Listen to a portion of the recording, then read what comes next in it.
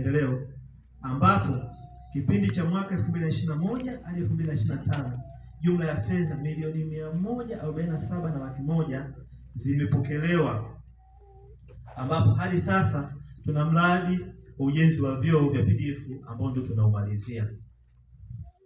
Sekta ya afya.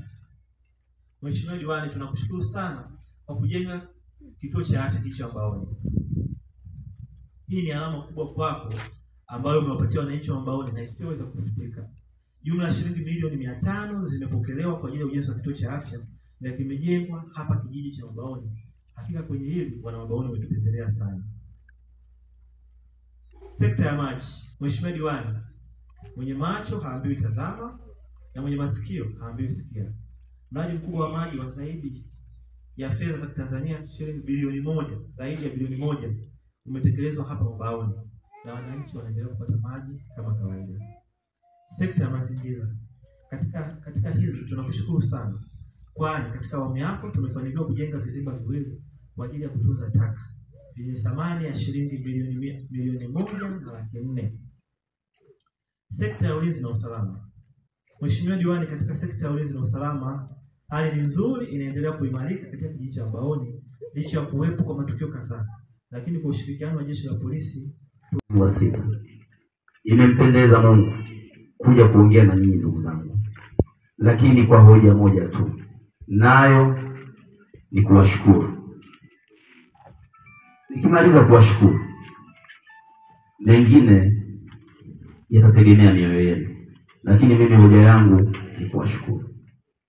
Nawashukuru sana kwa namna ambavyo mmenifanya nionekane, kwa namna ambavyo mmenipa ushirikiano mkubwa mimi nikafanya kazi, nikafika kwenye viwango hivyo ambavyo wataalamu wamevikubali.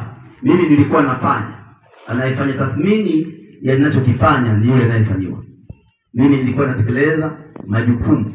Nitakumbuka mwaka 2020 nilikuja na nilikuwa na kauli moja: niazimeni kura zenu niwalipe maendeleo. Kwa hiyo tathmini ya maendeleo iko na nyinyi. Wataalamu wangu nawashukuru sana. Nawashukuru mno kwa sababu umefanya kazi nani, na leo kila mtaalamu kwenye sekta yake alikuwa anatoa ushuhuda. Chama changu nawashukuru sana. Mwenyekiti wa kijiji, wewe umewakilisha wenzio kwenye mkutano huu.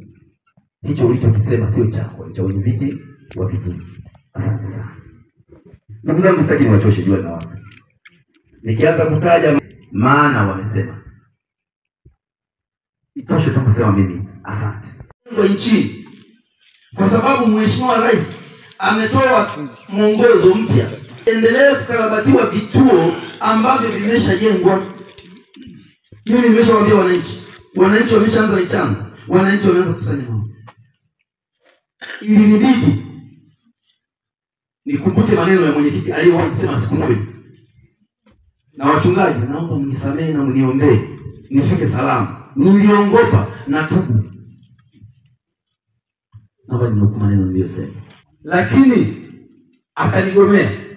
Nikasoma kanuni. Kanuni inamsema diwani anaweza akanyosha mkono kuzungumza jambo neno la jumla. Nikajua huo ndo mlango wa kuingilia. Kama umeshiriki diwani